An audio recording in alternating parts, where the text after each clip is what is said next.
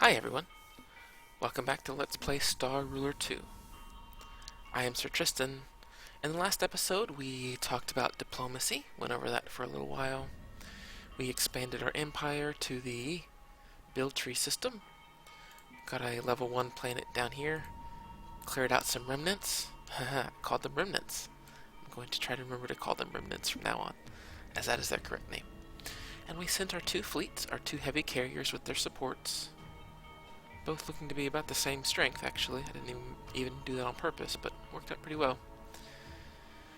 To finish off the remnants in this system here, just because Curie is going to be a huge defensive location for me. Where is my slipstream ship? It appears to be nowhere. I must have lost it at some point.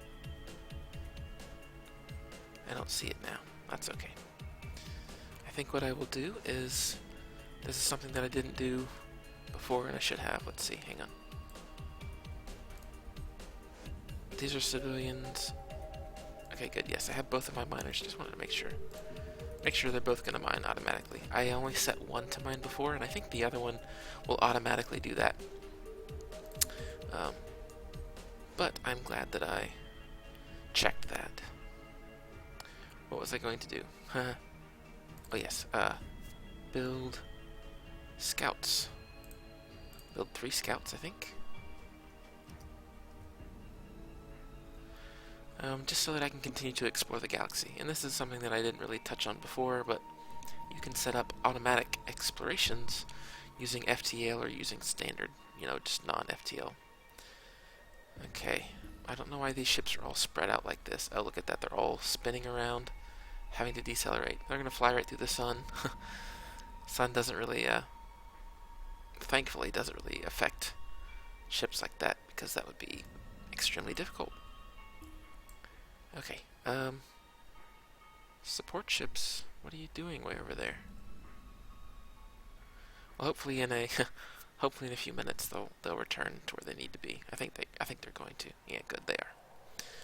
Okay, let's take a look at did our scouts finish? They did. So we can just select one, say auto explore. New scout ship can auto explore, and so can. Where's the other one? Right here. Auto explore. So now they're each going to take. Well, they're going to all explore that way. Well, that's not good. I want one of them to come down this way at least. Move here, and then here. Okay. And then the other two will automatically just expand or explore out this way. They're going to travel to different systems. How can you know a system is right there? That's a little cheaty. How do you guys know systems are there? Well, that's actually kind of disappointing. I was thinking they were going to have to travel the natural path through the systems, because I was thinking I could actually defend here, but if the scout ships just know they can jump to systems they can't see, that means they're going to be able to explore my whole area just on accident. Not on accident, but without actually having to follow these connection points. Maybe. Anyway, our fleets are back. Let's move them. Just going to move them close to the remnant fleet, and they should automatically engage. While I'm doing that, I should be colonizing. Remember that our plan last time was to get these supercarbons, this tier 2 resource, exported to my home planet. My home planet here, Terra 1, needs a level 2 resource to level up. It needs more things as well, but we want to focus on the level 2 right now. So I think we're good to go ahead and colonize here. Let's see. Go ahead and queue the exports of, what are these plastics again? Oh, electronics.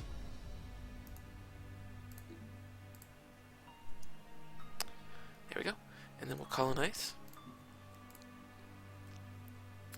And we will need to colonize another food. Actually, we're going to need 2 types of food, because remember we have to go from level 0 to level 1, and then level 1 to level 2. That's going to require 2 types of food.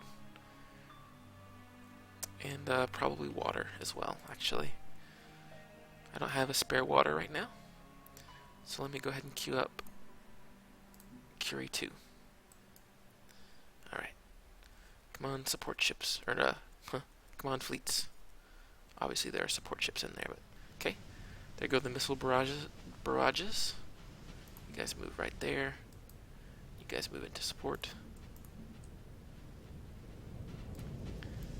It's pretty chaotic, isn't it? But it sure looks cool.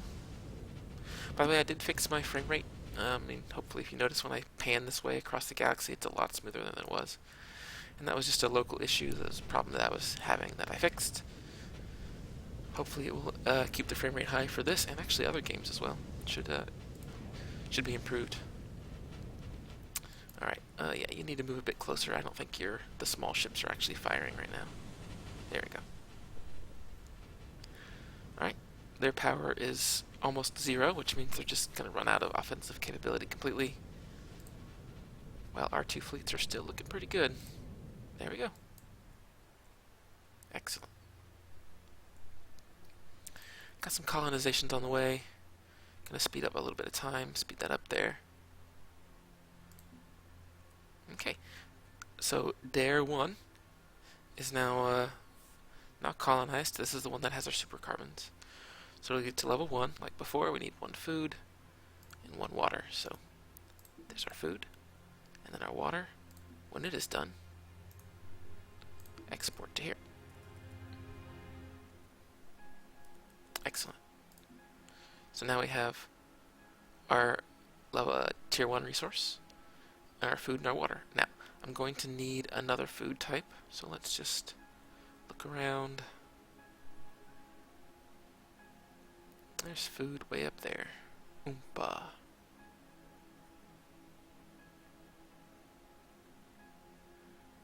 So I think that might be worth doing. There's more grain, but we're exporting grain there, so that's not going to help us. There's fish. This is just a food. This is just, these two right here are just good. Food and water.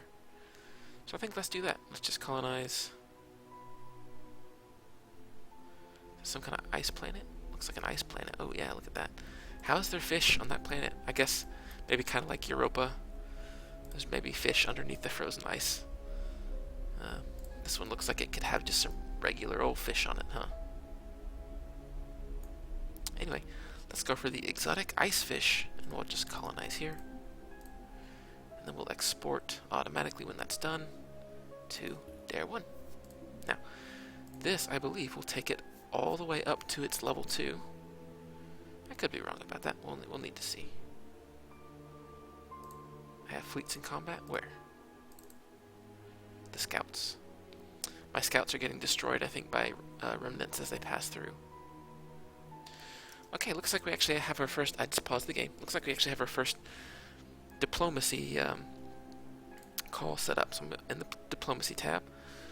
Scroll down, and you see active propositions here. And this is everything that's currently the Galactic Senate is currently voting on. Let's go ahead and click on it. So, let's see. Who created this? Okay, so you can see the record in the bottom left. This proposition, Zeitgeist Zealotry, was started by the galaxy. So this is just an event that occurs naturally in the galaxy. And there's a lot of flavor text and things, but basically if the vote passes, the most supportive empire will receive a bonus plus 5 defense per minute while this Zeitgeist is active. If the vote fails, the most opposing empire will receive an instant bonus of 4 random influence cards. So, do I want to participate in this? Well, I don't think I need the plus 5 defense, so I don't think I need to try to push the vote high. But there's already 4 against, and somebody, we're not sure who because the question marks, played a negotiate for 4 weight. So you can see added 4 opposition. You mouse over at the bottom of this little pop-up here, the negotiate pop-up, weight 4. So I would have to play 5 or more in order to gain this bonus of plus 4 random influence cards. That's assuming this race didn't come back and add another. And I can't play these yet because I don't know. Oh, okay, can only be played if the question mark has voted on the opposite side of the proposal. So leverage is only useful for the opposite side. And since I don't know who they are, again, I can't make any kind of action anyway. I don't have any available diplomatic actions, so I can't really do anything anyway. But this is an example of the screen. I'll let the timer count down. As you see, 3 minutes and 13 seconds for this vote to go through. That timer will increase or reset every single time a play is made, and I don't think it resets up to the full amount. The further down it gets, I think there's less and less time. And the more cards that are played, it's less and less. So you basically can't keep something open forever. But each time you play, this timer goes back up, so it gives the other empires more time to react. But I don't think I'm going to do anything with this. I don't care terribly about either one of these, the support or the opposition. So we'll go back to diplomacy. No current treaties, no current effects. Anything I want to buy here. Negotiate, adds 4 weight. I think I will buy that. I think I will. Actually, here's a negotiate with 8 weight along it. But I won't be able to play it. See, remember it's 4 to buy, 4 to play. So I don't think I want to buy that. But I do want to buy negotiate. So now it's been added down here. I forgot to make a purchase last time when I was actually talking about diplomacy. I forgot to actually show what making a purchase looks like. So there it goes. I'm not going to use that right now. I might just sit on it. As you can see, it's shown that my portrait, that my race has bought this. It's not going to cycle a new one out until this 30-second timer here ticks through. All right. So we'll go back to the galaxy. Let's find our... Here we go. Looks like they're all healed up. They're not necessarily healed up. The ships won't. You can see all the debris from the remnants just kind of floating there in space. But the ships will not automatically replace the destroyed ships. I'm pretty sure they won't anyway. But they will automatically replace supply, which is that number, that 57K you can see in that pop-up there. That's how much ammo they have, obviously. And then they will replace their damage, the 1.7K. That's their power, basically. It will go down as they run out of ammo and run out of troops and things, but it will eventually resupply. And I believe it resupplies based on how powerful or how many colonists or how many planets you own in the current system. So since this is an owned system with 2 planets here, they were able to kind of reinforce on their own. Alright. Is this ready? It's still level 1. We still need an additional food type to bump this up. So we have 2 food type. So it makes sense. To go from 0 to 1, you need 1 food type, which is here. Oh, actually, we're not done. We're still waiting. Yes, we're still waiting. So let's go ahead and increase time to get our... Wait a second. Oh, why am I doing both? I'm going to have an extra food. Well, that's a little unfortunate, but I'm not sure why I ended up colonizing that. Okay, there we go. So now... Oops. Dare 1 is going to grow. And it's going to hit its second population. Now, yeah, I need 6 billion to export this, but I know I want to queue it up to go to my home planet. Queue. And then you'll see it's currently at 14 because of, remember our construction materials base? It'll be used up in 3 minutes and 1 second, so I still have a little bit of extra labor from that mining base. And once this planet gains enough population, I keep double clicking, not meaning to. Actually, I want to look at it now that I think about it. Yeah, all the pressure is being built up because of the supercarbons. But once they get enough population, they'll start exporting it. That should start going back down, I believe. Pause it again. Maybe not. I wonder why they still have these here. Oh, right. Huh. I'm thinking this wrong. The money pressure is coming from down here. Remember, from the electronics. So they're going to have the markets here. And as you can see, wow, look at that. Look at how much money this place is supplying. 725K. So now when we go to my home planet, this should be exporting the labor. Sure enough, we've got 20 labor. It's gone up by 6. We still have some more industry buildings being built. Let's see, so another one finished. 22. Now another one's being built. we're actually at our maximum pressure here, so it's actually really good. Things are going to take almost no time at all to build. So that's worked out really well so far. As you can see, this whole setup gets kind of confusing. There's lines going everywhere. There's all kinds of things. They did a pretty good job, I think, lining up how everything is visualized. You can see it pretty well. It's pretty easy to be like, okay, where's this going? Okay, here. Okay, I see it's pointing down. It's following this line. Okay, it's going here. I think that's pretty cool. Alright, we still have this problem here. This planet is over pressure capacity. Oops. Okay. Why? What is being imported to it? It's 2 out of 1 pressure. So an exotic atmosphere from this water source is adding a research, and this is adding an energy. Okay, I see. So it basically can't support the research. So this one research pressure is basically just getting lost. It's getting thrown away. So how can we fix that? Well, let's take a look here. Do I have any planets that could support the extra pressure? DR1, the supercarbon planet, could support the extra pressure. So let's take a look at its water source. Its water source, Curie 1, doesn't have anything. So we could do a little switch. Yeah. Have this Biltree 4 export water here. And then Curie 2 export to here. Once I unpause, that should, I believe, fix itself. It did. It fixed itself. That's some micromanagement. You know, if you really want to get into that stuff, you certainly can. I don't think a little bit of non-perfect play really matters that much. Here's my my tree now. It looks like it all goes back to my home planet. Terra 1 is kind of absorbing supercarbons from here, research from here, all these things. You can kind of see the breakdown, just kind of build it like a tree. It's very cool. Works out quite good. All of our level 0 planets, as we knew, are just generating negative money, negative 80k, but that's fine because our other planets are producing above that.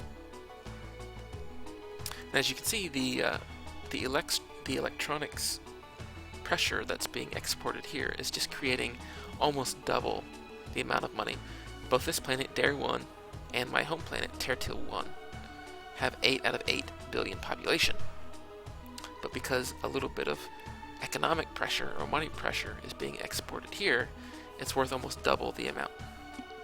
Very cool, very cool. Let's see what I think now is a good time to go over research.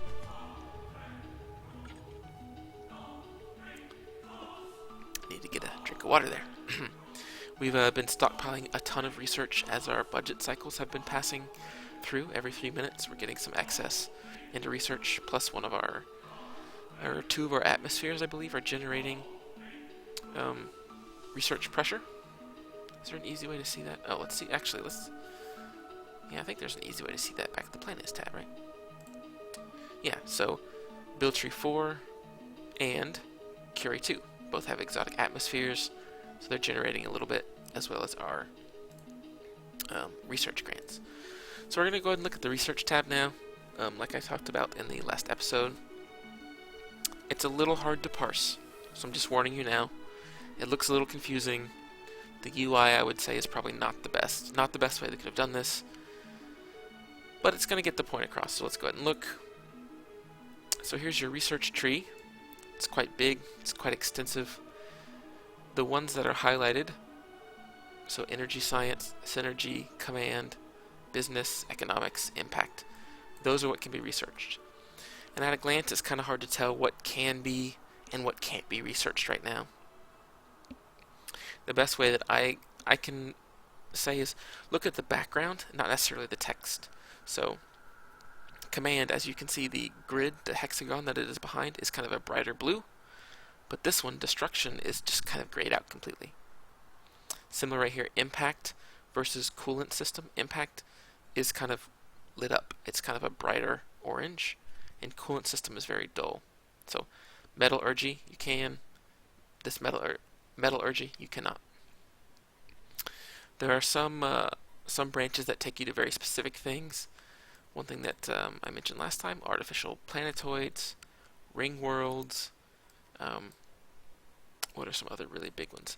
There's shield generator, so you can add shields. There's cloaking devices here, cloaking meshes. Here's the planetary thrusters.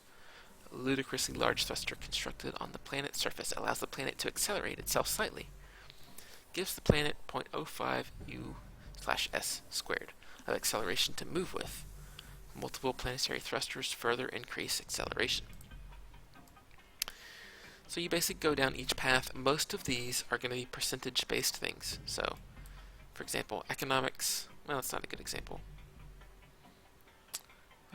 Let's see. Oh, right here. A good example. Command. Increase maximum support command of all flagships by 10%. I haven't really talked about this, but let me go back real fast. Go to one of our flagships. If you double-click, you can see this pop-up appears. Support capacity. This is how many support ships this particular fleet or this particular flagship can support. I can automatically rebuy them, which will replace all the dead ones. The fleet will need to be moved to a system with labor in order to get that done. You can set up to autofill, auto buy, so they'll just automatically get set up.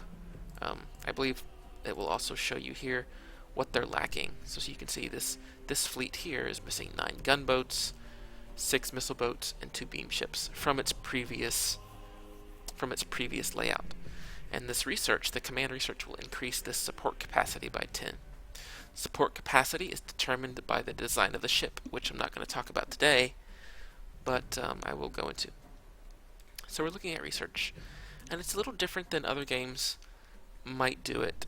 You don't pick a research and then spend the points, and then after X amount of minutes, the research is done. This actually kind of front loads it. You have research and you just spend it to buy something immediately. So let's take a look. Propulsion. Here's a great one. Propulsion. Studies and experiments on improving the thrust output of starship engines, conventional or otherwise, Increases all ship engine thrust by 20%. If using hyperdrive, increases hyperdrive speed by 20% as well. Now, a lot of research have alternative unlocks. So if I just forego research completely, there are some things that will let me pay money, pay energy, pay influence to get instead. So as you can see, I can study metallurgy for 12 influence instead of 500 research. But I like research. I think it's a cool thing. So I think I want to unlock propulsion. And like I said, this is not like when I click this research, I'll automatically be given the upgrade. You can, I guess, kind of think of this like there are scientists everywhere constantly studying all this stuff.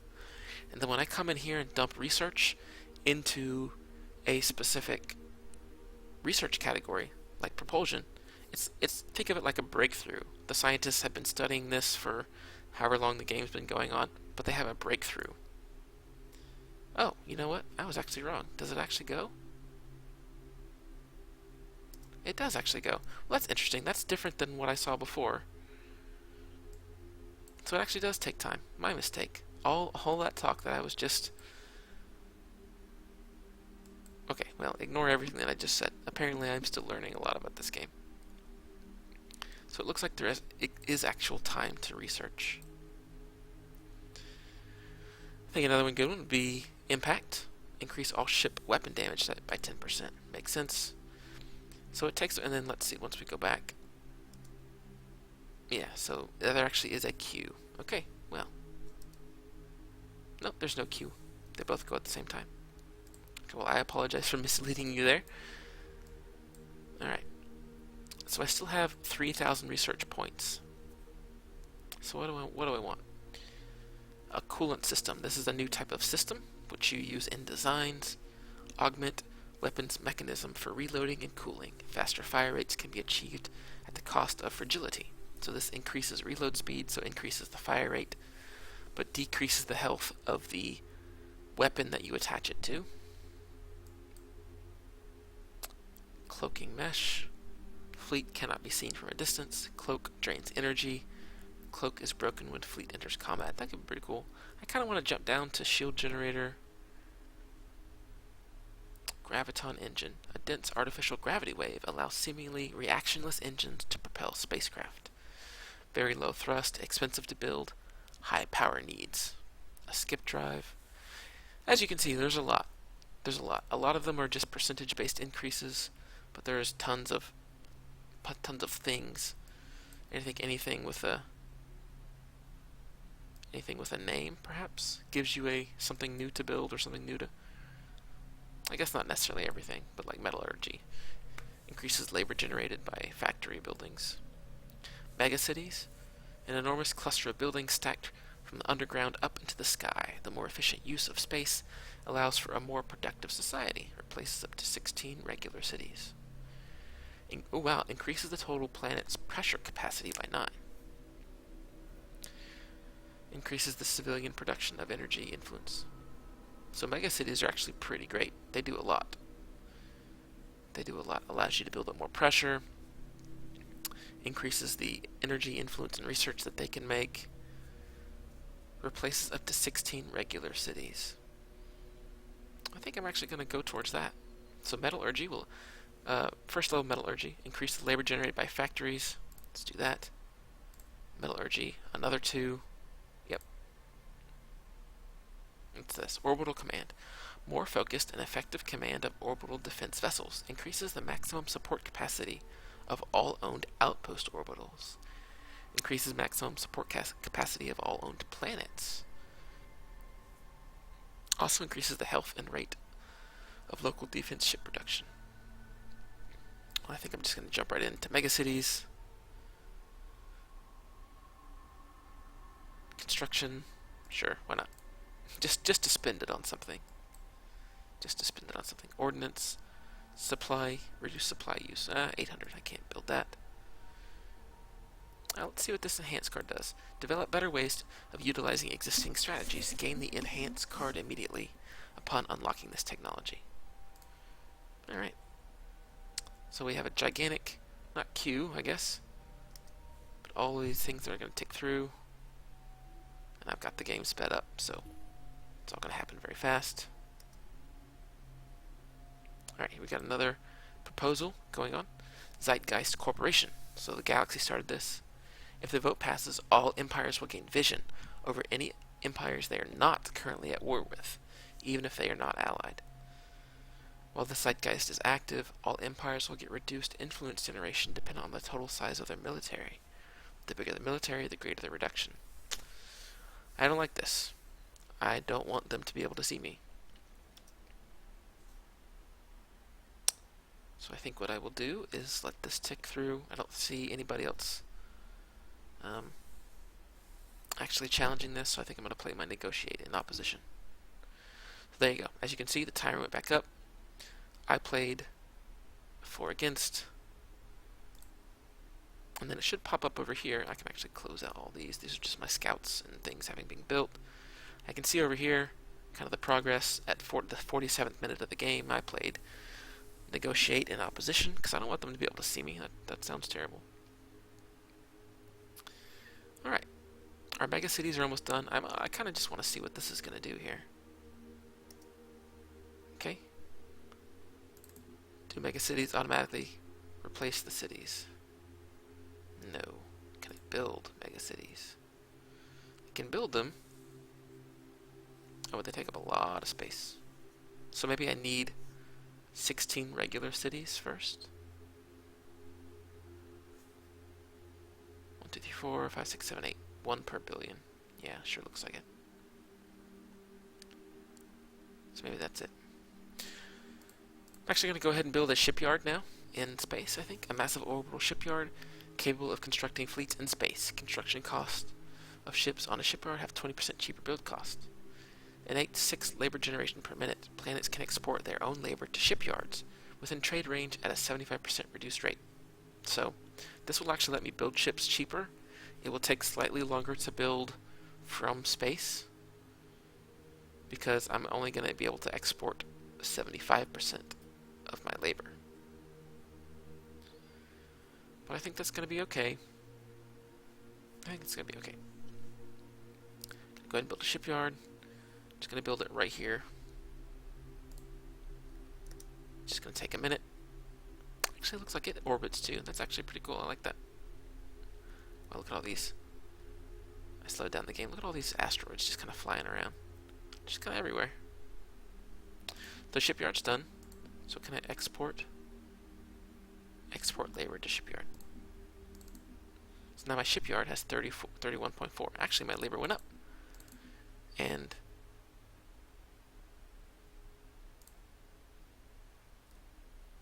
what happens if I do this? Interesting. So I actually cannot build anything on this planet while I'm exporting to a shipyard. Build a slipstream generator. Alright, let's compare costs real fast. 132k compared to 165k. So, the shipyard is actually really cool. Because it's getting a little bit of labor on its own, 6 plus the 75 I suppose I'm exporting up. This is actually just a better at building ships, 100%. So most of my shipbuilding will probably be done in this system. Looks like I can only export to one shipyard though, so maybe I won't ever build more than one here. We'll see. We will see. Let's see. I think that probably will do it for this episode. I'm trying to think of anything other than research. I actually learned. I learned it's a queue system after all. It doesn't happen automatically. I thought that it did. Anyway, I think I covered research.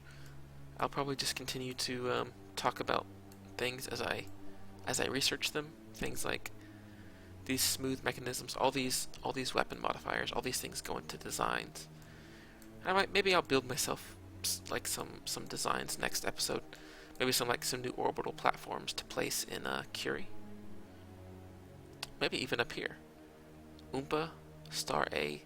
Yeah, the Oompa system might be a better place. Or maybe this one is, because you have to go from Siloa Star to Oompa Star to Curie Star. So really, this is kind of the stop gap here. This place right here. If somebody wanted to attack me, no, actually, it looks like I can come down to Hallow Star. Oh, okay. Well, then Oompa or Siloa are where I'm going to need to build my defenses, I think. I don't know. As you can tell, oh wow, there's a place way over here.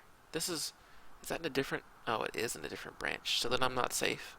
I was thinking I could just have one entrance, but it doesn't look like that's going to be the case. Oh, look at this. I found the wormhole. So now we know. I think there's only one wormhole per connecting galaxy, but there it is. And the Suellenliolo system. Wormhole works just like a slipstream does. You can just enter one and it will automatically teleport you to the other side. Be kind of cool to... I wonder if one of the races started over here. If they could kind of get this whole place to themselves. It actually looks like there is. The Hunan hegemony is here. Alright, cool. Well, guys, thanks so much for joining me for this episode. Hopefully you learned something, and I certainly am learning quite a lot as I am playing through here. But yeah, I appreciate you guys watching, and I'll see you next time.